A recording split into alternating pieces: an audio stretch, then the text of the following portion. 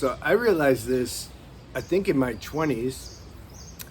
I was like, why is it when I have sex, afterwards, something changes? It's like something changes, man. It like becomes heavy. Things become heavy, they matter more. This free flowing, like, enjoy each other, see you tomorrow, if not, it's okay type thing. It like goes away. Now all of a sudden, like, expectations and control starts to come up. Like, why are you looking at him, man? Like, why are you looking at him? Why, you want to have sex with him? All that stuff starts to come out. Jealousy, envy, abandonment issues, insecurities, all that stuff. Notice? Did you ever see that? That's why it's good to be in, you could say, in a more of a monogamous relationship if you're having sex, because at least you try to commit to being there for one another during this process of when things come up. It's like, okay, things are going to come up. I'm not going to run away. Let's stay here and work with it. That's usually not the case, but ideally, that's what the purpose is for a monogamous relationship, because it's like it's enough. It's just enough to deal with that, let alone to have another relationship. People can't even deal with one. How are you going to have multiple? Unless you're just having casual, meaningless sex, then you could have 100. Like, it doesn't matter, you know. But I'm talking about true intimate sex. It's really good if you just kind of focus on each other. You know? But see, most people, they're not ready. Number one, they don't realize what happens when they have some really intimate sex. They don't realize it. They don't realize that, like, something's going to change. And so then you start believing like it's true. Like, all of a sudden now you justify all your expectations and insecurities and project on the other person. You're like, why are you doing this to me? This is your fault. All you got to do is you act right. And the person will say, well, wait a minute. You didn't do this like before we had sex. This conversation doesn't take place, unfortunately, because if it did, it would give the opportunity to see what's happening. Usually the other person just reacts and says, well, you know, and it just, everything gets all confused. I remember I'd be like, okay, I understand how this works. After sex, something happens and changes. So now I'm conscious of it. I'm going to make sure it doesn't happen. Yeah, because I'm aware of it now. So I'm not going to let it happen. Man, you can't mess with this stuff. There's some invisible, undefinable thing that happens. It's like you're in another universe now. You've had sex.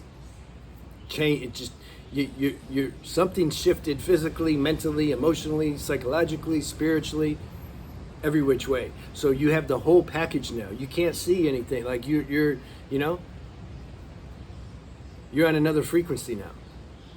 And it just happens. Try to make it not happen. It's gonna happen. And it's so subtle how it happens. It can take a day or 2 days and a week, but all of a sudden, that change happens. Expectations happen. Seriousness happens. Possessiveness, all that stuff. See, sex, I joked once, I don't remember who I was talking to, because we were talking about plant medicine, and I said how plant medicine's like a shortcut to therapy for one who's ready, you know, because it uproots. I'm talking about ayahuasca or San Pedro cactus or mushrooms done in a ceremonial setting with the full intention on discovering what's hiding inside yourself, suppressions, all that. Plant medicine can really accelerate this stuff. I think now in America they're implementing that now on some small level in some states, where they're using that as a tool for their psychiatric practices. That's cool. That's okay. Better to go to South America and be in nature with the shaman, some indigenous person who also knows about the medicine, not just some book, people that read books, but you know, okay, I mean, it looks like the collective consciousness is expanding, the fact that they're even doing that. Because you don't want to do medicine in some concrete building, you know, with some doctor with a pen writing down, observing you. And that's not how you do it. Point is, the medicine accelerates this whole process that therapy, you know, can take forever to do. It just does it faster. So we were talking about that, and I made a joke. I'm like, you know what's faster than that? Have sex. But it has to be with somebody that you really deeply care about. Yeah, have sex. You want to find out your insecurities, your expectations, your control issues, your abandonment issues. Just go have sex with the person you love. Yeah, you don't have to wait long at all. That'll come up real fast. So see, that stuff starts to come up, and the people, they don't have a spiritual practice or some kind of spiritual program where they're deeply devoted to looking at themselves, to where they actually want this stuff to come up, so that then they can be free of it. You can't be free of stuff if it don't come up. You can't just bypass it. That's what spiritual bypassing means. I'm just gonna do spirituality, meditate. I'm gonna do some yoga and get my butt strong, and then in the process, I don't have to look at nothing. It's just gonna burn up. It don't work like that. Relationships are one of the best tools that God uses to uproot any hiding dysfunction that's in you. Yeah, did you know that? So the problem is people have sex too fast. They just have it too fast. I remember when I was 20, I'd go to Sex Love Addicts Anonymous, which I'm a proponent of. If you guys, girls, if you're feeling that, it's a 12-step program. It's actually mostly girls in there. And they talk about mostly relationships and emotional addiction and being attracted to unavailable guys, etc. It's cool. It's a good fellowship. Yeah, because I went there when I had a heartbreak when I was like 22, and my sponsor from Narcotics Anonymous said, you need to go to that program. And I went, and it helped. It really did. It helped ease that heartbreak. Then I ended up finding a girl in there, and it was even worse when we broke up. So anyway, you can't escape life. Like, life's going to prescribe situations to us and lessons that it can feel really messy, but in the long term, it's serving our transcendence of them. So just trust life, whatever it gives you. Can't escape life. Can't just say, I'm going to be a celibate and I'm done. Yeah. There's been a lot of priests that try to do that, and then they end up messing around with little boys because they're not ready to make that level of commitment. They were making it with their mind, but their energy was making them crazy, you know. So the last couple relationships that I was in some years ago, we just didn't have sex for like the first year. You want to see what you're dealing with. You want to see. You don't want to find out what you're dealing with after you have sex and now you're attached to something that you don't want to be attached to. You want to know what you're dealing with before you have sex. Well, that can take longer to come up because we wear masks and play roles.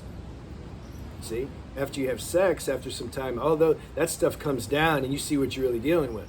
So you want to know what you're dealing with up front before that. So then you're not attached. Not so much. You can still be a little attached. That's okay. It's natural. But you have enough power and discernment to where if you see the matching's not there, if the compatibility's not there, you can leave. After you have sex, it gets more dramatic. It's dangerous sometimes even. You know? So that's the benefit of waiting. You want to wait. You meet somebody, it looks like there's chemistry, cool. Enjoy. Just go out, spend time together, don't have sex. So you see what you're dealing with. If you can wait a year, good. People are a bit too overzealous. They make sex so important. I have my needs. I need to have sex. Yeah, I would check that.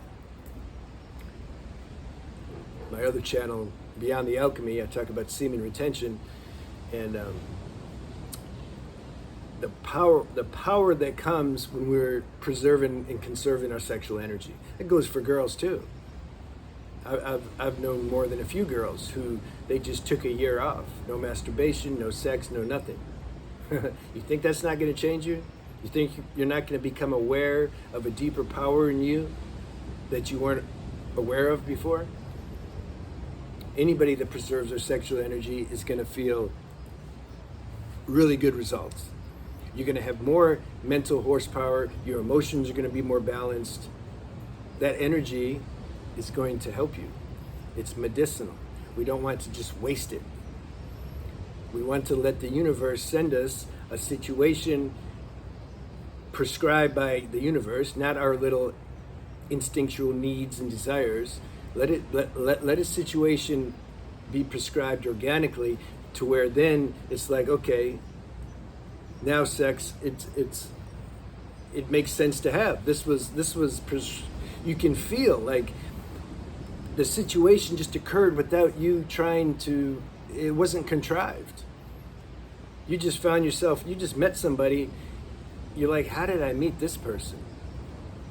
I wasn't even looking for anybody. I just met them. Like, whoa, and the flow is so on point. You want to be in that situation, and then God will take care of you. But still you want to wait. Give some time before you just jump in bed. I'm telling you, it's going to make things easier. Otherwise, you get into it too fast, and then everything just becomes a mess. Not always. There's exceptions. I know people like to point out the exceptions, but what good does it do to talk about the exceptions? Let's talk about what generally happens. This is what I'm doing. So that's why, though, it happens. That's why they say after sex, sometimes it's all downhill, because too much stuff comes up too fast. The person doesn't have the capacity, the maturity to deal with it, neither one. And so then they just start blaming each other, and then everything gets dramatic, and they leave each other. And sometimes you end up dead. So careful. See you.